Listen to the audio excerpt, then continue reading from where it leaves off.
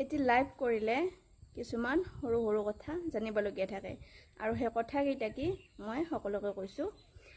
যিসকলে মোৰ পেজটো এতিয়ালৈকে ফ'ল' কৰা নাই মোৰ পেজটো ফ'ল' কৰি দিব, কাৰণ ফেচবুকৰ বিষয়ে কিছুমান সৰু সৰু কথা নজনা কথা মই আপোনালোকক যিহেতু কৈ থাকোঁ আৰু সেইবিলাক কথাৰ পৰা ভাবোঁ আপোনালোকে অলপ হ'লেও উপকৃত হৈছে। তাৰ কাৰণে সকলোৱে ফ'ল' কৰি দিব আৰু সকলোৱে সকলক ছাপোৰ্ট কৰিব। প্ৰথমতে হৈছে যেতিয়া আমি লাইভ কৰোঁ তেতিয়া আমি লাইভ কৰাৰ আগতে এটা পোষ্ট দিব লাগে, মানে আমাৰ এটা লাইভ কৰাৰ সময়সীমা থাকিব লাগে। যিহেতু আমি সকলোৱে ফেচবুকত বিজি থাকোঁ বা বেলেগ কামত বিজি থাকোঁ, যেতিয়া সেই পোষ্টটো দেখিম যেতিয়া আমাৰ এক্টিভ ফ্ৰেণ্ডখিনি আছে, যিখিনি এক্টিভ সেইখিনিয়ে লাইভত আহে, কাৰণ লাইভত সদায় এক্টিভ ফ্ৰেণ্ডবিলাক পোৱা যায়। গতিকে এটা পোষ্ট দিব লাগে যে অমুক সময়ত মই লাইভ আহিম আৰু সেই সময় অনুযায়ী লাইভ আহিব লাগে। তাৰপিছত লাইভটো আহিলে আৰু লাইভত যিসকলে আহিব সেইসকলে আহিয়ে প্ৰথম লাইভটো শ্বেয়াৰ কৰিব লাগে। যিসকলে আজিলৈকে লাইভ শ্বেয়াৰ কৰা নাই আৰু লাইভটো কিমান সময় শ্বেয়াৰ কৰিব লাগে, যেতিয়া লাইভটোৰ পৰা আপুনি ওলাই আহিল বা লাইভটো যেতিয়া শেষ হ'ল, লাইভটোতো 1 ঘণ্টা বা 2 ঘণ্টা, 2 ঘণ্টাৰ বেছিতো লাইভ নাথাকে।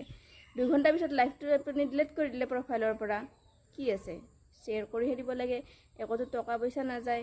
গতিকে লাইভটো শ্বেয়াৰ কৰি দিব লাগে। লাইভটো শ্বেয়াৰ কৰি দিয়াৰ ফলত আপোনাৰো বহুত বন্ধু বান্ধৱী সেই লাইভটোত আহিব আৰু যেতিয়া লাইভটোত আহিব তেতিয়া নতুন নতুন বন্ধু বান্ধৱীৰ মাজত বন্ধুত্ব স্থাপন হ'ব।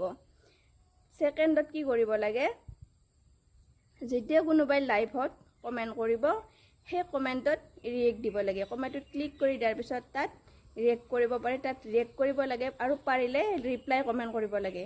কোনোবাই যদি সোধে যে সকলো বন্ধু বান্ধৱীৰ খবৰ ভালনে, সকলোৱে তাত ভাল বা বেয়া যাৰ যেনেকুৱা সেই অনুযায়ী কমেণ্ট কৰিব লাগে, ৰিপ্লাই কমেণ্ট কৰিব লাগে।